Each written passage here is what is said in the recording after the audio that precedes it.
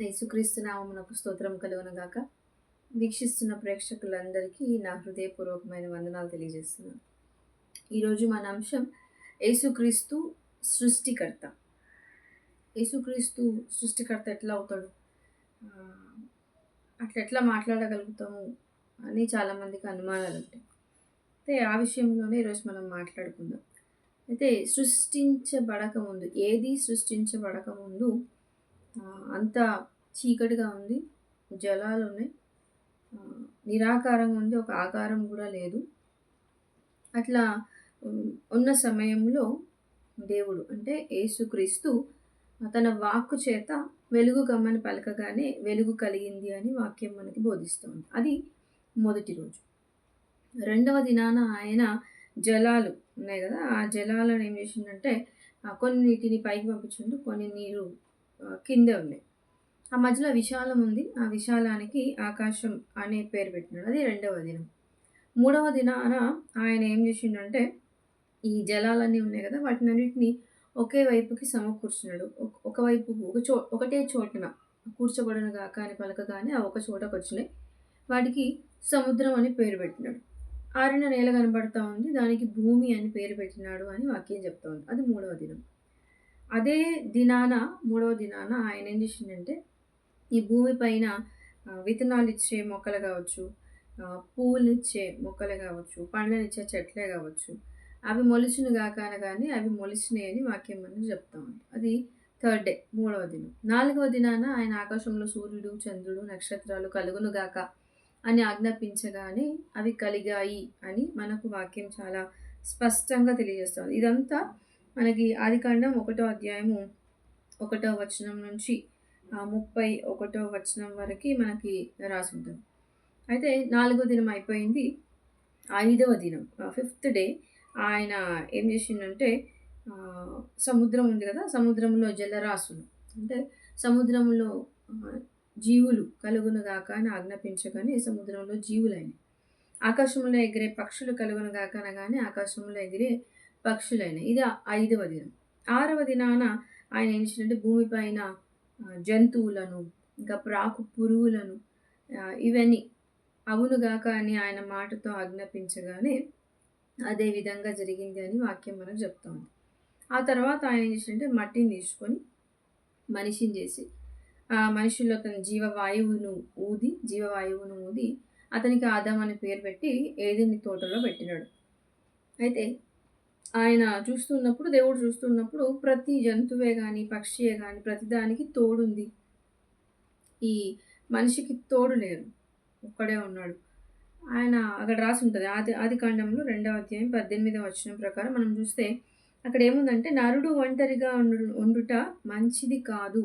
వానికి సాటి అయిన సహాయమును వాని కొరకు చేయుదును అని అనుకున్నాడు అని మనకక్కడ రాసుంటది. అంటే ఒంటరిగా ఉండడం దేవునికి ఇష్టం లేక తోడిద్దాం అనుకొని ఈ మనిషిని పడుకోబెట్టినాడు.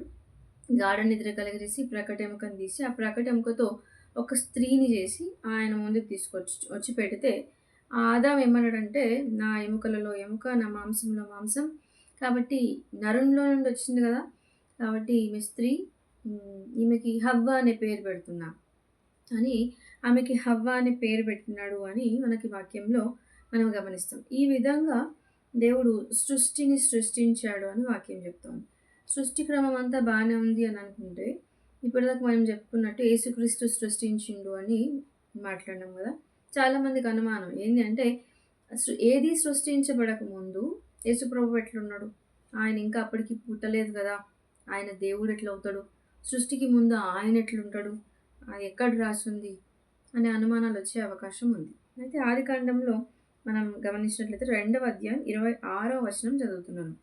ఇక్కడ ఏముందంటే దేవుడు మన స్వరూపమందు మన పోలిక చొప్పున నరులను చేయుదుము అని అన్నట్టుగా మనం గమనిస్తాం. అక్కడ మాట్లాడుకుంటున్నారు.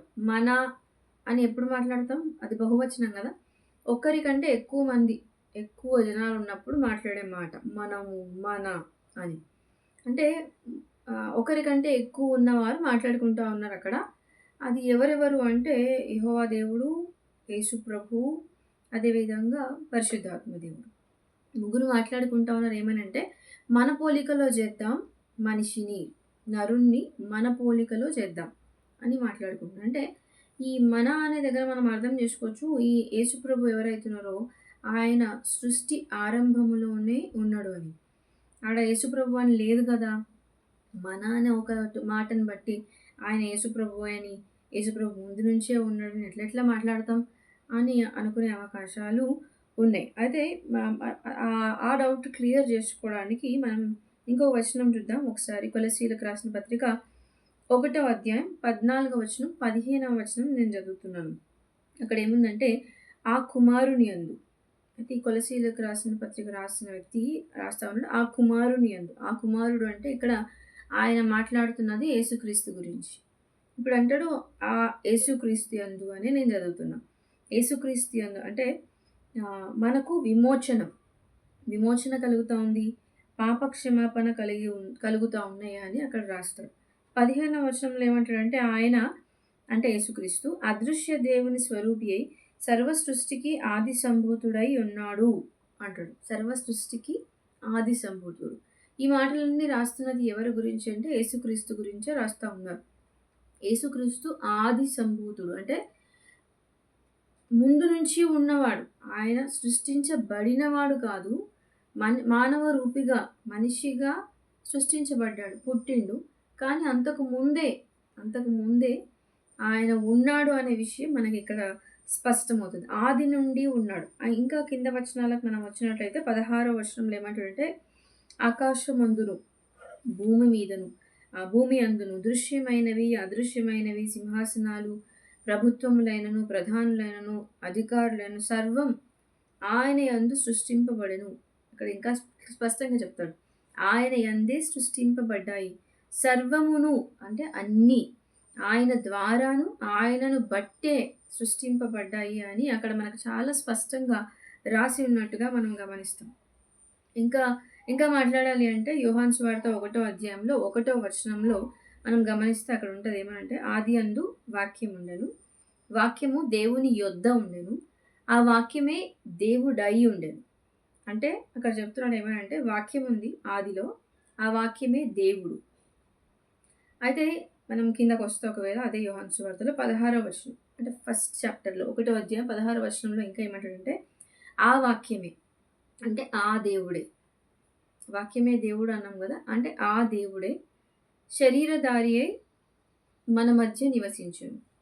అక్కడ గూడా యోహాను భక్తుడు రాస్తూ ఎవరి గురించి రాస్తున్నాడు శరీరధారిగా వచ్చినాడు అని అంటే, యేసుక్రీస్తు గురించి రాస్తున్న మాటలవి. అక్కడ ఇంకా గూడా మనకు స్పష్టమవుతది. ఏందంటే, వాక్యము దేవుడు, దేవుడే యేసుక్రీస్తు అనే విషయం చాలా స్పష్టంగా ఉన్నట్టుగా మనం గమనించొచ్చు. అయితే ఈ దేవుడు అంటే యేసుక్రీస్తు ఎవరైతే ఉన్నారో, ఆయన సర్వ సృష్టిని చేసిండు, నరుణ్ణి చేసిండు. అంటే స్త్రీని చేసిండు, పురుషుని చేసిండు. వీరిద్దరిని భార్యాభర్తలుగా ఆయన చేసిండు. వీరిని ఏదైనా తోటలో పెట్టినట్టుగా మనం గమనిస్తూ ఉంటాం. అంటే వివాహం అనేది ఏదైతే ఉందో అది దేవుడు ఆరంభించినది అని మనం చెప్పుకోవచ్చు. హెబ్రీయులకు రాసిన పత్రికలో 13వ అధ్యాయం 4వ వచనంలో ఏమంటాడంటే, వివాహము అన్ని విషయములలో ఘనమైనది అనే మాట రాసింది. వివాహము అన్ని విషయములలో ఘనమైనది అని దేవుని వాక్యం ఆయన చెప్తా ఉన్నాడు. ఘనమైనది ఏది అంటే వివాహం. అయితే కొంతమంది అబద్ధ బోధకులు వస్తారని వాక్యంలో ఉంది. ఆ విషయం మనకి 1 తిమోతిలో 4వ అధ్యాయం 3వ వచనంలో ఉంటది. వాళ్ళంటారంట ఏమనంటే వివాహం నిషేధిస్తారంట వాళ్ళు. అంటే పెళ్లి చేసుకోవద్దని దేవుడు చెప్పిండు. సో మీరు పెళ్లి చేసుకోకండి అని మాట్లాడతారంట. వివాహము నిషేధం చేసుకోవద్దు అంటారంట. ఎవరైనా మీ దగ్గరకొచ్చి ఈ మాట మాట్లాడితే నమ్మద్దు. ఎందుకంటే ఒకవేళ వివాహం నిషేధం అనే మాట నిజమైతే హెబ్రీయులకు రాసిన పత్రిక 13వ అధ్యాయం 4వ వచనంలో వివాహం అన్ని విషయంలో ఘనమైనదనే మాట రాసి ఉండేది కాదు. వివాహము ఆయన నిర్ణయించినది, ఆయన ఆరంభించినది. అయితే ఆ వివాహము ఆశీర్వాదకరంగా ఉండాలి అంటే అది దేవుని చిత్త ప్రకారంగా ఎప్పుడైతే జరుగుతదో అప్పుడు మాత్రమే ఆ వివాహ సంబంధం ఏదైతే ఉందో, ఆ కుటుంబం ఏదైతే ఉందో ఆశీర్వదింపబడిన కుటుంబంగా ఉంటదనే విషయం మాత్రం మనకు బైబిల్ చాలా స్పష్టంగా తెలియజేస్తూ ఉంది. ఈరోజు మనం మాట్లాడిన మాటలో ఒక విషయం బాగా మనం గమనించాల్సిన విషయం అర్థం చేసుకోవాల్సిన విషయం ఏంటి అంటే, యేసు ప్రభువు సృష్టికర్త. ఆయన సృష్టింపబడినవాడు కాదు. సృష్టి కాదు. ఆయన మన నుండి ఆశించేది ఏంటంటే, సృష్టికర్తను పూజించండి. సృష్టికర్త అయిన యేసు ప్రభువుని పూజించండి. కానీ సృష్టిని కాదు. అంటే అది చెట్లు కావచ్చు, పశుపక్ష్వాదులు కావచ్చు, సూర్యచంద్ర నక్షత్రాలు కావచ్చు, జలం కావచ్చు, భూమి కావచ్చు, ఆకాశం కావచ్చు. ఇవన్నీ సృష్టి. సృష్టికర్త కాదు. ఈ సృష్టిని కాదు. సృష్టి ఎప్పటికీ దేవుడు అవ్వలేదు. ఎందుకంటే దాన్ని సృష్టించిన వాడు ఉన్నాడు. ఆయన సృష్టికర్త. ఆ సృష్టికర్తను పూజించమని మనకు వాక్యం చెప్తా ఉంది. సృష్టిని పూజించకండి, సృష్టికర్తను పూజించండి అని మనకు వాక్యం చాలా స్పష్టంగా బోధిస్తున్నట్టుగా మనకు అర్థమవుతుంది. ఈ సృష్టికర్త అయిన దేవునికి మనిషి అంటే ఎంత ప్రేమ అంటే, ఆయన నాలాగా ఇంకెవరిని చేయలేదు. నేను యూనిక్ పీస్. అంటే నేను నేనే, ఇంక నాలాగా ఇంకెవరు లేరు. ఆయన అట్లా చేయలేదు. మనుషులు ఒకరిని ప్రేమించొచ్చు, ఇంకొకరిని ద్వేషించొచ్చు. చాలామందికి అదొక బాధ. నన్నెవరు ప్రేమిస్తలేరనే బాధ. కానీ యేసుప్రభు విషయం మనం ఆలోచించినట్లయితే, ఆయన మనల్ని అందరినీ ప్రేమించినవాడు. నీకు తెలియకుండానే నిన్ను సృష్టించినవాడు ఆయన. నిన్ను ప్రేమించి ఈ లోకానికి పంపించినవాడు ఆయననే. అంటే ఆయన నిన్ను ప్రేమిస్తున్నాడు అన్న ఒక విషయం గుర్తుపెట్టుకోవాల్సిన అవసరం మనకుంది. కళ్ళు మూసుకుందాం, ఒక చిన్న ప్రార్థన చేసుకుందాం. పరిశుద్ధుడా మీకు స్తోత్రం ప్రభువా, సర్వ సృష్టికర్తమైన దేవా మీకు స్తోత్రం. యేసు ప్రభువా మీకు వందనాలు. మేము సృష్టిని కాదు, సృష్టికర్తమైన నిన్ను పూజించగలుగుటకు, సేవించగలుగుటకు మాకు సహాయాన్ని ప్రసాదించండి. మమ్మల్ని ఎవరు ప్రేమించినా ప్రేమించకపోయినా మీరు మమ్మల్ని ప్రేమిస్తున్న దేవుడు అయినందుకు, మీరు మమ్మల్ని నిర్మించిన దేవుడు అయినందుకు మీకు వందనాలు చెల్లిస్తూ, మీకు స్తోత్రములు వందనాలు చెల్లిస్తూ ఈ కొద్ది ప్రార్థన యేసు నామములో ప్రార్థిస్తున్నాము తండ్రి. ఆమేన్.